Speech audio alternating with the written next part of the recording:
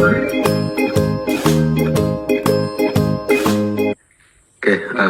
terima kasih. Assalamualaikum warahmatullahi wabarakatuh. Salam sejahtera untuk kita semua. Salam, Om Swastiastu, Namo Buddhaya, salam kebajikan, Rahayu, Rahayu, Rahayu. Yang saya hormati dan saya muliakan Ketua Komisi 11 Pak Misbakun, Wakil Ketua Pak Hekal, Pak Dolfi dan Pak Fauzi, serta seluruh anggota Komisi 11 yang saya hormati dan saya muliakan. Perkenalkan, saya Roni. Starting 17 Desember 2024, saya diangkat sebagai Direktur Utama. Tadinya saya sebagai Direktur Investasi di Taspen sejak tahun 2020. Di sebelah kiri saya Pak Sumandar, Direktur Perencanaan dan Aktuaria. Kemudian sebelah kirinya lagi Ibu Diantini, Direktur Kepatuhan dan Menris. Lalu Ibu Ovita sebagai Direktur SDM dan IT. Dalam hal ini juga dalam kesempatan kali ini beliau juga menjabat sebagai PLT Direktur Operasional, karena Direktur Operasional kami saat ini sedang menjalankan ibadah umroh. Kemudian di ujung Ibu Rena sebagai Direktur Keuangan. Yang saya hormati juga Pak Dirjen, Pak Prima, dan teman-teman dari Kementerian Keuangan, dan juga hadirin yang berbahagia yang menyaksikan di TV Parlemen. Izinkan saya untuk memulai paparan mengenai kondisi PT Taspen saat ini.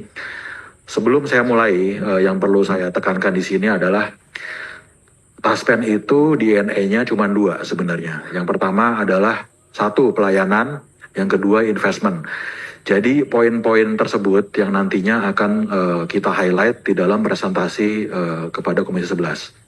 Next slide please. Oke. Saat ini Taspen melayani 7.897 peserta, di mana peserta aktifnya adalah 4,7 juta dan prima pensiun adalah 3,1 juta. Gitu ya. Jadi span of control Taspen itu menyebar di 57 kantor cabang, 17.000 titik layanan, dan kita juga bekerjasama dengan 44 mitra bayar, dan juga kita menempatkan beberapa personel kita pada 128 titik layanan pada mall pelayanan publik yang saat ini juga bertransformasi menjadi mall pelayanan publik digital.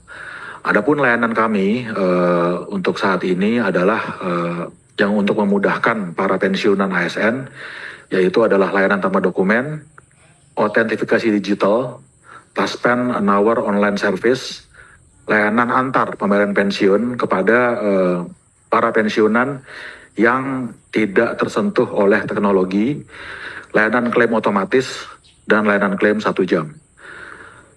Nanti akan kita elaborate lebih lanjut dari layanan-layanan tersebut. Next. Nah, program PT Taspen Persero sebenarnya ini terbagi dalam 4, cuman 2 yang besar, itu adalah THT dan pensiun, gitu ya. Jadi untuk THT sendiri itu kalau kita ngelihat di sini iurannya adalah 3,25% dari gapok plus tunjangan, gitu. Untuk masa perlindungan peserta aktif dan pensiun. Kemudian untuk pensiun ini 4,75% dikali gapok plus tunjangan keluarga. Itu pensiun masuk ke buku AIP atau akumulasi iuran pensiun yang kita kelola dan kita kembangkan. Kecuali ada klaim-klaim khusus dari Kemenkyu yang biasanya dilakukan secara periodik gitu ya. Kemudian juga kita memberikan jaminan kecelakaan kerja, yaitu iuran dari pemberi kerja 0,24% dari gapok plus JKM 0,72% dari gaji pokok. Mungkin kita bisa next slide. Oke. Nah, berhubungan dengan slide yang pertama tadi gitu ya. Jadi walaupun Taspen ini sudah mengembangkan pelayanan secara digital, tapi faktanya pengajuan klaim pensiun itu baru 35% yang memanfaatkan gitu. Jadi 65%-nya itu masih bersifat, kalau lawannya digital kan analog, dalam hal ini manual gitu. Sehingga itu menjelaskan juga kenapa dari 1.344 karyawan Taspen, 70%-nya itu adalah tenaga di kantor-kantor cabang di seluruh Indonesia. Karena faktanya 60% itu masih pengajuan klaim manual, gitu ya. Untuk pembayaran pensiunan, untuk autentifikasinya yang dilakukan setiap bulan, itu baru 58% saja yang memanfaatkan autentifikasi secara digital. Jadi dengan HP tiap bulan kita ngelihat muka pensiunan, terus ada yang nengok kiri, nengok kanan dan segala macam. Itu baru dimanfaatkan oleh 58% oleh peserta pensiunan. Sisanya hampir 42% itu masih melakukan autentifikasi secara manual. Kita paham juga kenapa para pensiunan itu masih percaya yang manual, karena ada ya masih gaptek istilahnya, terus takut salah atau takut ketipu gitu ya.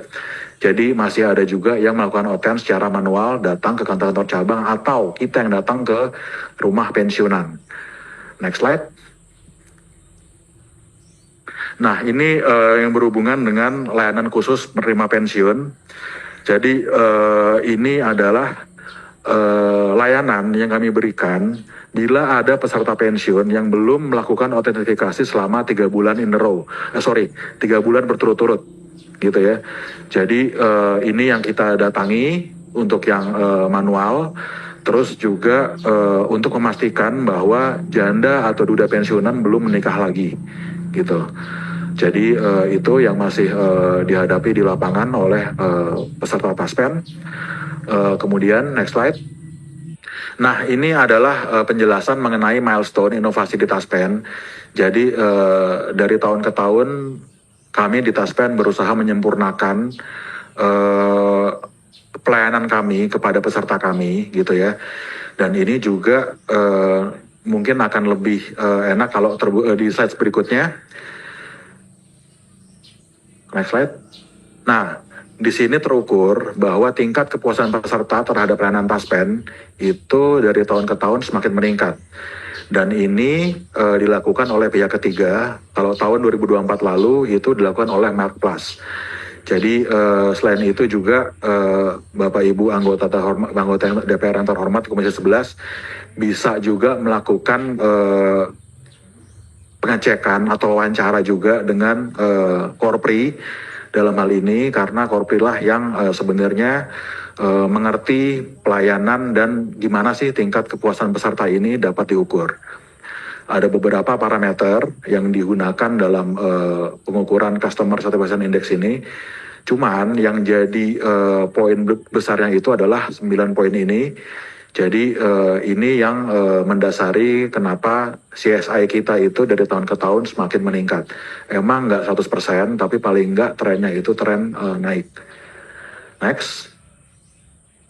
Nah, untuk melengkapi paparan dari kami, ini adalah kinerja PT Taspen Persero. Jadi seperti yang sudah disampaikan tadi oleh Pak Dirjen, kita terbagi atas 2 buku. Yang pertama THT, yang kedua AIP. Jadi memang aset kita itu bila digabung itu cukup besar, gitu ya. Jadi ambil yang paling terakhir aja. Aset kita itu adalah 149,53 triliun untuk program THT JKK-JKM. Dan AIP yang dititipkan kepada Taspen untuk dipupuk itu 250,77 triliun. Nah, kalau kita ngelihat pertumbuhan aset THT itu CAGR-nya itu 2,52%. AIP 10,43. Mungkin ada pertanyaan dari Bapak Ibu, kenapa CAGR-nya berbeda nih pertumbuhan asetnya? Karena gini, sebenarnya itu terlihat juga di rasio klaim, terutama di rasio klaim THT.